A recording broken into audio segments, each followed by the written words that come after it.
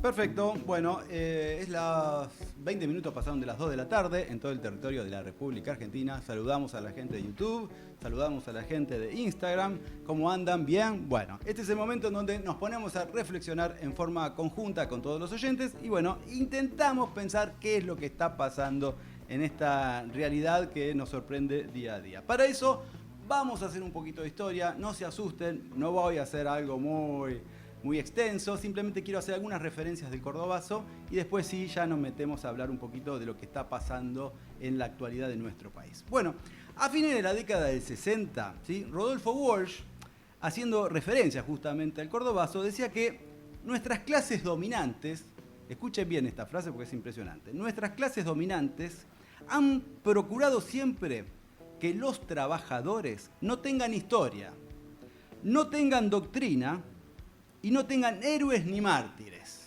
¿Sí? Bien. Cada lucha debe empezar de nuevo, separada de las anteriores. ¿Sí? Lo que pasó el mes pasado, lo que pasó el año pasado, lo que pasó hace 5 años, lo que pasó hace 10, hace 20, en el Cordobazo, por ejemplo, no tiene nada que ver con lo que pasa ahora. Minga, sí tiene que ver, y mucho. Cada lucha debe empezar de nuevo para ellos, ¿sí? Separada de las anteriores. La experiencia colectiva se pierde de esta forma. Las lecciones se olvidan. Nosotros perdemos mucho la noción de lo que nos pasa permanentemente y lo que pasó hace poco. La historia aparece así como una propiedad privada, cuyos dueños, ¿quiénes son esos dueños? Son los dueños de todas las cosas. Los dueños de la Argentina, los que se creen los dueños de la Argentina, que se creen los dueños del subsuelo, del suelo, del territorio nacional, se cree que son los dueños de toda la Argentina, de la patria en sí, y por eso la quieren vender, la quieren regalar, quieren hacer negocios con nosotros adentro encima. Eso es un poco lo que pasó siempre en nuestro país. En aquel tiempo, me refiero a mayo de 1969, los trabajadores de la industria automotriz, junto a los del transporte y de la electricidad, enfrentaron a la dictadura de Onganía, ¿sí? Estamos hablando de ramas o sectores que siguen siendo fundamentales en la producción de nuestro país, que en aquel entonces desplegaron un enorme poder de fuego, llevando a cabo una huelga general de 48 horas, movilizaciones y obviamente resistiendo en las calles. Momento de mucha conflictividad que se estaba dando.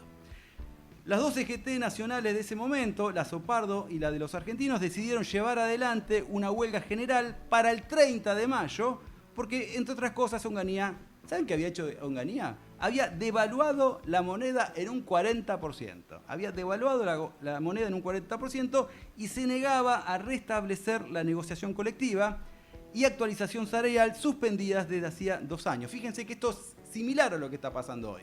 Todos los sindicatos durante los últimos 2 años tuvieron que negociar al 1, al 1,5% o al 2%. Más de esos, subía la inflación, el déficit cero se arruinaba, bueno, y todos tuvieron que arreglársela como pudieron. Eso mismo estaba pasando en ese periodo de Onganía.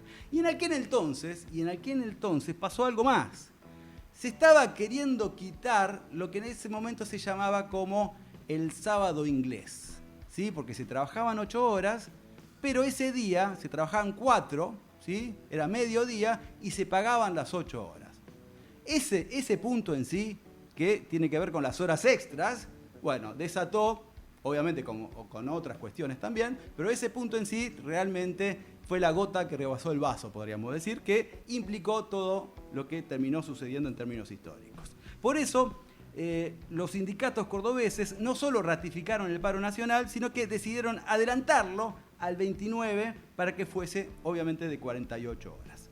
La inmensa mayoría de las organizaciones estudiantiles de esa provincia adhirieron rápidamente porque obviamente había las medidas que estaba llevando adelante el gobierno en ese momento, bueno, obviamente también los implicaban a ellos, por eso desde temprano varias columnas se movilizaron hacia el centro de la ciudad. No podemos dejar de mencionar que las columnas más importantes, al frente de esas columnas estaban, por ejemplo, los peronistas Elpidio Torres de Esmata, estaba Atilio López de la UTA, Y alguien que quedó también en el imaginario, en el colectivo, ¿no? En la historia de la mente de mucha gente, estamos hablando del dirigente clasista y combativo, le podemos agregar ahora, Agustín Tosco de Luz y Fuerza. De hecho, hubo una obra teatral, ¿no? que se planteó el año pasado, si mal no recuerdo, o el anterior, entre Agustín Tosco y Rucci, ¿no? Acerca de cómo pensaban en términos políticos los dos dirigentes, ¿no? Uno más acorde a la burocracia sindical y el otro obviamente más revolucionario.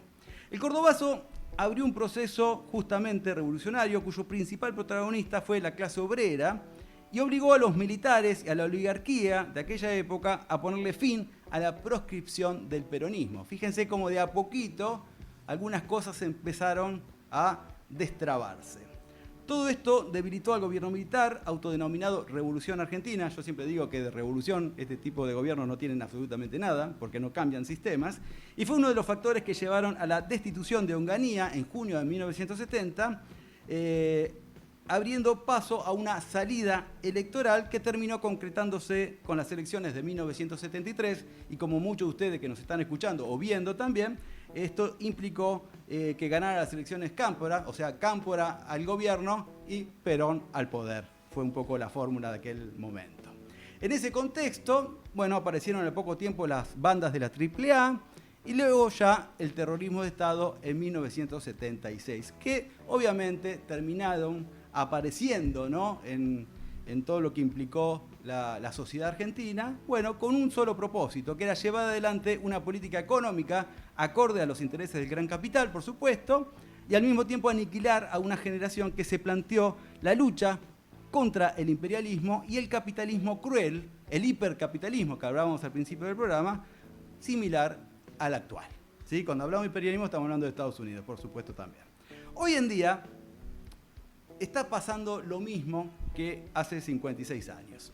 Y en este caso, como ustedes ya saben, Estados Unidos, el imperialismo, así se le decía antes, bueno, que evitó que Milei terminara perdiendo las elecciones, ¿no? De medio término, interviniendo con dólares frescos en el mercado de cambio local, para justamente no haya una devaluación, como le pasó a Onganía, que tuvo una devaluación de 40%, bueno, para que no haya una devaluación, no sé de cuánto iba a ser, pero iba a ser una devaluación, bueno, para evitar eso, pusieron guita y obviamente empezaron a exigir un montón de cuestiones.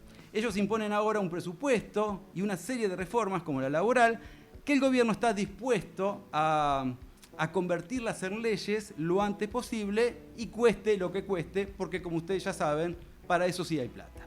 De hecho, en lo que fue una semana crucial en el Congreso por la posibilidad de avanzar con el presupuesto para 2026, el gobierno aceleró el envío de los famosos ATN, los aportes del Tesoro Nacional, la Tarasca, la Plata, ¿sí? A las provincias leales, a los que le vienen votando todo desde la ley bases en adelante.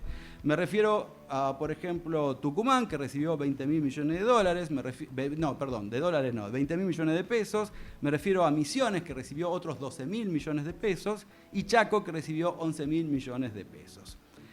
Pero esto pasó hasta el viernes nomás. Ya se prometió que van a recibir también dinero. Me refiero, por ejemplo, a Catamarca, de Raúl Jalil, que va a recibir 10.500 millones de pesos. Me refiero también a Rogelio Frigerio, de Entre Ríos, que va a recibir 7.000 millones de pesos. Y el salteño Gustavo Sáenz, que va a recibir 6.000 millones de pesos. En total estamos hablando de 66.500 millones de pesos que el gobierno utiliza para extorsionar a los gobernadores y que estos a su vez les exijan a sus legisladores que voten lo que se le canta al gobierno. Así usan la política esta gente. Bueno, así todo, y tras conseguir la media sanción de un presupuesto que multiplica el ajuste, para variar, favorece a los ricos y carga los costos sobre los más desprotegidos, bueno, el gobierno sufrió un duro golpe con el rechazo al capítulo que deroga el financiamiento universitario y la emergencia en discapacidad. A ver, acá tenemos que hacer una aclaración porque el grado de crueldad y de maldad que tiene este gobierno es increíble y lo puedo transferir a lo que implica para ellos el tema del dinero, ¿viste? Que dicen no hay plata, que no podemos gastar porque el déficit es cero y la mar en coche. Bueno, a ver, si uno suma ¿sí? El dinero que hay que ponerle a las universidades y el dinero que hay que poner en esta cuestión de la emergencia en discapacidad, estamos hablando del 0,16% del Producto Bruto Interno. Nada, es algo irrisorio para una economía de un país como la Argentina. Sin embargo, tengo 66.500 mangos para presionar, extorsionar, apurar a los gobernadores para que hagan lo que yo quiera. Es una cosa de locos, y lo decíamos al comienzo del programa, le quieren quitar todos los impuestos a los más ricos. Es una cosa ya demencial lo que está pasando, y sin embargo, bueno, todavía tiene gente que sigue apoyando algo que la verdad me llama mucho la atención. Acá quiero hacer un parate, porque no lo tenía pensado decir, pero veo que a veces se enojan los libertontos, los liberotarios, cuando se los denomina de esa manera. A ver, yo le diría a muchos de ustedes que escuchan este programa o que escuchan los editoriales más adelante, en otro día, no necesariamente ahora en vivo, pero ¿a quién se les dice libertontos? ¿A quién se les dice liberotarios? ¿A quiénes se les dice, se los denomina de esta manera gente? ¿A quiénes? Bueno, a los que perdieron el laburo, a los que le está yendo para la mierda en la vida, a los que se están peleando con sus hijos, con su mujer, con todo el mundo, y que les va terriblemente mal, y que así todo apoyan a este gobierno.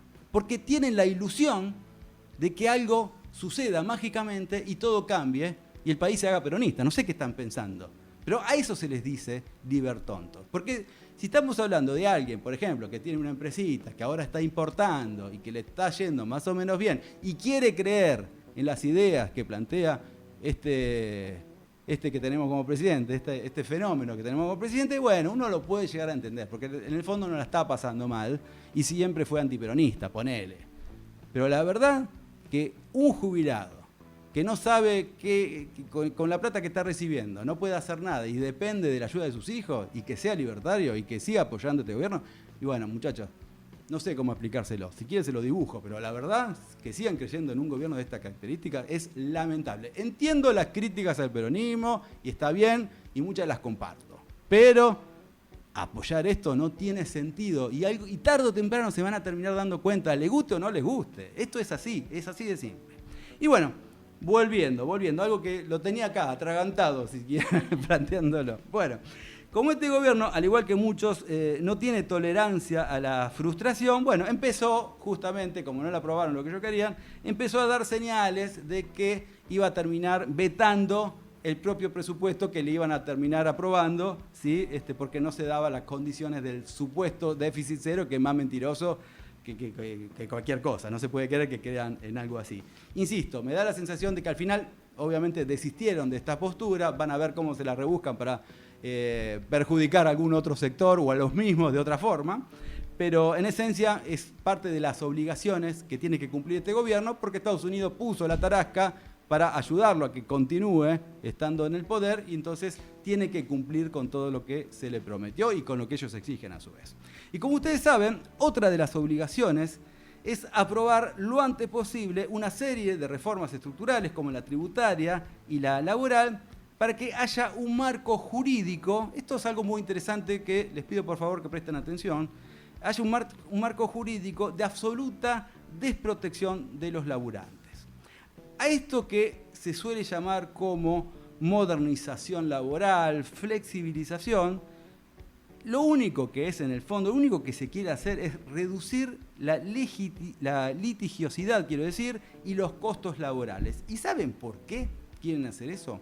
Porque hay todo un plan, una estrategia para que algunas empresas de Norteamérica, ¿sí?, que estuvieron instaladas o siguen instaladas en el sudeste asiático, por ejemplo, bueno, vengan a la Argentina. Quieren hacer una mini inversión para que esas empresas vengan a la Argentina, y obviamente a los laburantes le quieren pagar nada, ¿sí? Quieren que haya un sistema de esclavitud total, como sucede en esos países, ¿no? La verdad, en donde los trabajadores y las trabajadoras viven en condiciones infrahumanas, se podría decir, porque realmente ya ni vida propia tienen. Es un desastre, como trabajan, ganan 2 mangos y los hacen laburar día y noche. En algunos casos hacen lo que se llama cama caliente, ¿viste? Viene uno, se duerme, después viene el otro. O sea, es algo muy, muy terrible lo que está pasando, porque laburan 24 horas. Y la verdad que es muy complejo esta situación y es un poco la idea que están queriendo llevar adelante. Algunos hablan, uy, que bueno, van a invertir en Argentina. Minga van a invertir lo mínimo indispensable y van a tratar de explotar a la mayor cantidad de gente posible. Guarda con ese tema que también le vamos a dar manija a lo largo de todo el año que viene. Bueno, a ver, por eso quieren aprobar como sea, ¿sí?, esta reforma regresiva y contraria a la Constitución. Deberían cambiar la Constitución si quieren aprobar algo por el estilo. Pero bueno, vieron cómo es esto. Ya tienen una ley bases. Tienen un decreto que lo utilizaron hasta hace poco nomás, que era absolutamente inconstitucional y parece que la justicia siempre mira para otro lado. Bueno, la cuestión es que esta reforma que quieren hacer de la legislación laboral, bueno, implica llevar a Argentina al siglo XIX, lisa y llanamente, porque apunta a quitar derechos a los trabajadores formalizados, que estamos hablando de un 40% de la población económicamente activa, y eternizar las condiciones de precarización del otro 60% restante, muchos de los cuales trabajan en negro, se la rebuscan como pueden, o en algunos casos también son monotributistas, como aquí quien les habla. Bueno, esta es la razón por la cual la CGT, junto a la CTA también y otras organizaciones sociales y de derechos humanos, llevaron adelante este jueves esta marcha multitudinaria que también se dio en distintas partes del país. Esta marcha multitudinaria decía Plaza de Mayo, en donde se dejó en claro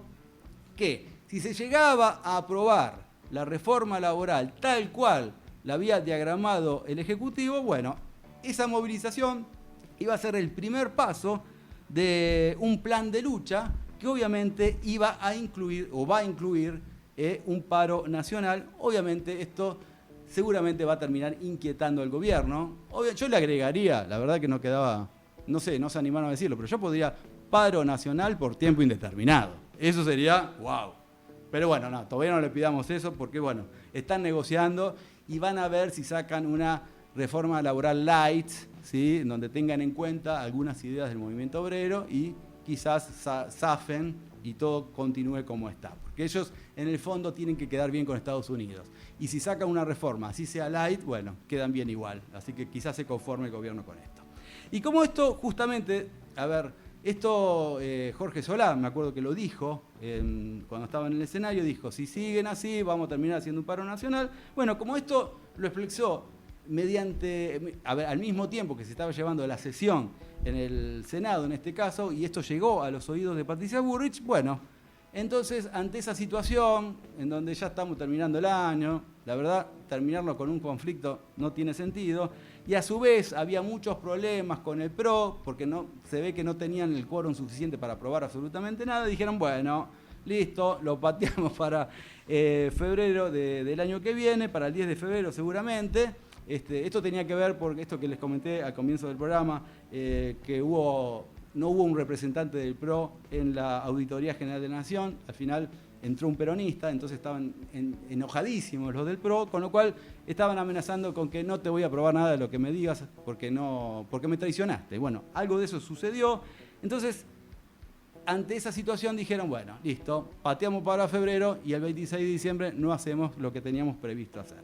Es cierto, tan solo se ganó un poquito de tiempo, pero si no hubiera habido una gran movilización como la que hubo, bueno, es probable que quizás sí se hubiera terminado aprobando una reforma de estas características de manera express y entre gallos y medianoche, pum, teníamos la reforma laboral adentro. Pero por suerte no fue así. ¿Esto qué es lo que significa? Significa que, como dicen las madres, la única lucha que se pierde es aquella que se abandona. Por eso es inminente no abandonarnos como sociedad y seguir marchando y explicándole a todos aquellos que quieran oír que una Argentina mejor para todos y para todas es posible, y ese país tan solo se puede dar con un peronismo unido, con un peronismo modernizado y con un peronismo fiel a sí mismo.